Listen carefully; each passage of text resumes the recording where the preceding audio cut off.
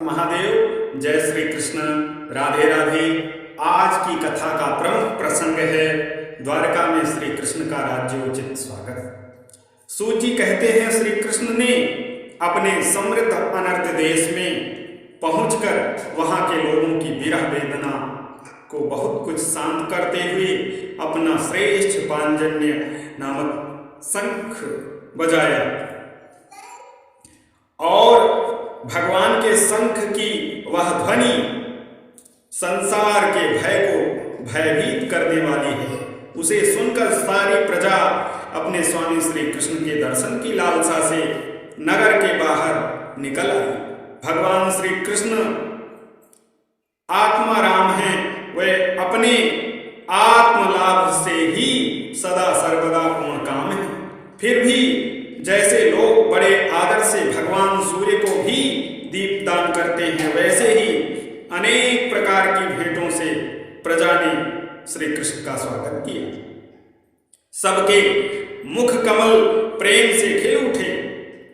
हर्ष गदगद वाणी से सबके सुहृद और संरक्षक भगवान श्री कृष्ण की ठीक वैसे ही स्तुति करने लगे जैसे बालक अपने पिता से अपनी तोतली बोली में बातें करता है। स्वामिन, हम आपके उन चरण कमलों को सदा सर्वदा प्रणाम करते हैं जिनकी वंदना ब्रह्मा, शंकर और इंद्र तक करते हैं, जो इस संसार में परम कल्याण चाहने वालों के लिए सर्वोत्तम आश्रय है, जिनकी शरण ले लेने पर परम समर्थ काल भी एक बाल तक बांका नहीं कर सकता।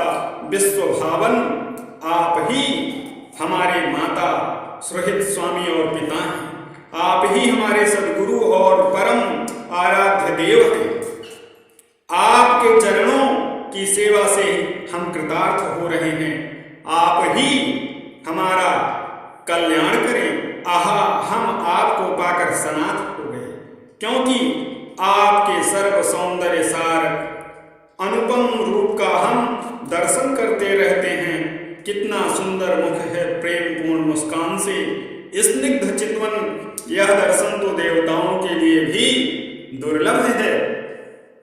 कमल नयन श्री कृष्ण जब आप अपने बंधु बांधवों से मिलने के लिए हस्तिनापुर अथवा मथुरा ब्रजमंडल चले जाते हैं, तब आपके बिना हमारा एक एक क्षण कोटि कोटि वर्षों के समान हो जाता है। आपके बिना हमारी दशा वैसे हो जाती है जैसे सूर्य के बिना आंखों की। भक्तवत्सल भगवान श्री कृष्ण प्रजा के मुख से ऐसे वचन सुनते हुए और अपनी कृपामयी दृष्टि से उन पर अनुग्रह की वृष्टि करते हुए द्वारका में प्रविष्ट हुए।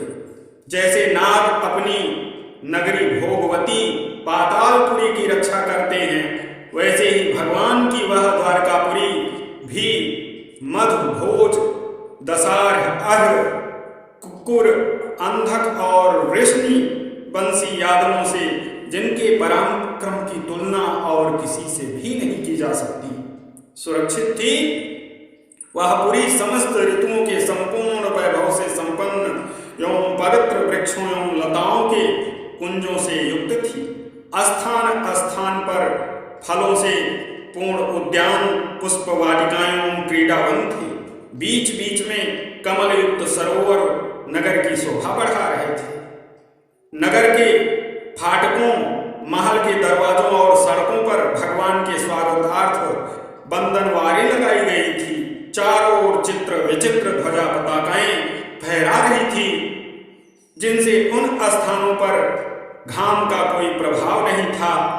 उसके राजमार्ग, अनन्य सड़कें, बाजार और चौक झाड़ बुहार कर सुगंधित जल से सींच दिए गए थे और भगवान के स्वागत के लिए बरसाए हुए फूल, फल, अक्षत, अंकुर चारों ओर बिखरे हुए थे। घरों के प्रत्येक द्वार पर दही, अक्षत, फल, ईख, जल से भरे हुए कलश, उपहार की वस्तुएं, धूप, दीप आदि सजा दिए गए थे। उदार शिरोमणि वसुदेव, अक्रूर, उग्रसेन, अद्भुत पराक्रमी बलराम, प्रद्युम्न, चारुदेशन और जाम्बवती नंदन सांब ने जब यह सुना कि हमारे प्रियतम भगवान श्री कृष्ण आ रहे हैं, तब उनके मन में इतना आनंद उमड़ा कि वह लोगों ने अपनी सभी आवश्यक कार्य, सोना बैठना और भोजन आदि छोड़ दिए। प्रेम के आवेग से उठकर उनका हृदय उछलने लगा। वे मंगल शकुन के लिए एक गजराज को आगे करके स्वास्थ्यायन पाठ करते हुए और मांगलिक सामग्रियों से सुसज्जित ब्राह्मणों को साथ लेकर चले। शंख और तुरही आदि बाजे बजने लगे और वेद ध्वनि होने लगी। वे सब हर्षित होकर रथों पर सवार हुए और बड़ी आदर बुद्धि से भगवान की अगवानी करने चले। भगवान सबसे पहले अपने माता पिता के महल में गए। वहां उन्होंने बड़े आनंद से देवकी आदि सातों माताओं को चरणों पर सिर रखकर प्रणाम किया और माताओं ने उन्हें अपने हृदय से लगाकर गोद में बैठा लिया। इस स्नेह के कारण उनके स्तनों से दूध की धारा बहने लगी। उनका हृदय हर्ष से विह्वल हो गया और वह आनंद के आंसुओं से उनका अभिषेक करने लगी। माताओं से आज्ञा लेकर वह समस्त भोग सामग्रियों से संपन्न सर्वश्रेष्ठ भवन में गए। उसमें 16,000 पत्नियों के अलग अलग महल थे। अपने प्राण नाथ भगवान श्री कृष्ण को बहुत दिन बाहर रहने के बाद घर आया देखकर रानियों के हृदय में बड़ा आनंद हुआ। उन्हें अपने निकट देखकर वह एकाएक ध्यान छोड़कर उठ खड़ी हुई। उन्होंने केवल आसन को ही नहीं बल्कि उन नियमों को भी त्याग दिया जिन्हें उन्होंने पति के प्रवासी होने पर ग्रहण किया। उस समय उनके मुख और नेत्रों में लज्जा छा गई। भगवान के प्रति उनका बड़ा ही गंभीर था। उन्होंने पहले मन ही मन, फिर नेत्रों के द्वारा, तत्पश्चात पुत्रों के बहाने शरीर से उनका आलिंगन किया। सौनक जी उस समय उनके नेत्रों में जो प्रेम के आंसू छलक आए थे, उन्हें संकोचवश उन्होंने बहुत रोका। फिर भी व्यवस्था के कारण वे ढलक ही गए। यद्यपि भगवान श्री कृष्ण एकांत में सर्वदा ही उनके पास रहते थे, तथापि उनके चरण कमल उन्हें पद पद पर नए नए जान पड़ते। भला स्वभाव से ही चंचल लक्ष्मी, जिन्हें एक क्षण के लिए भी कभी नहीं छोड़ती, उनकी सन्निधि से किस स्त्री को तृप्ति हो सकती है।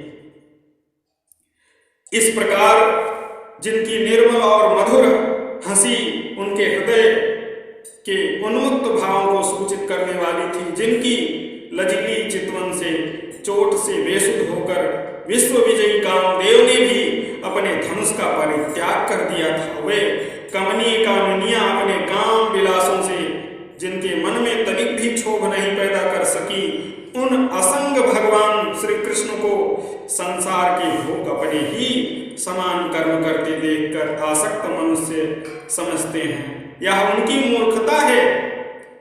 यही तो भगवान की भगवत्ता है कि वे प्रकृति में स्थिर होकर भी उसके गुणों से कभी लिप्त नहीं होते। जैसे भगवान की शरणागत बुद्धि अपने में रहने वाले प्राकृतिक गुणों से लिप्त नहीं होती।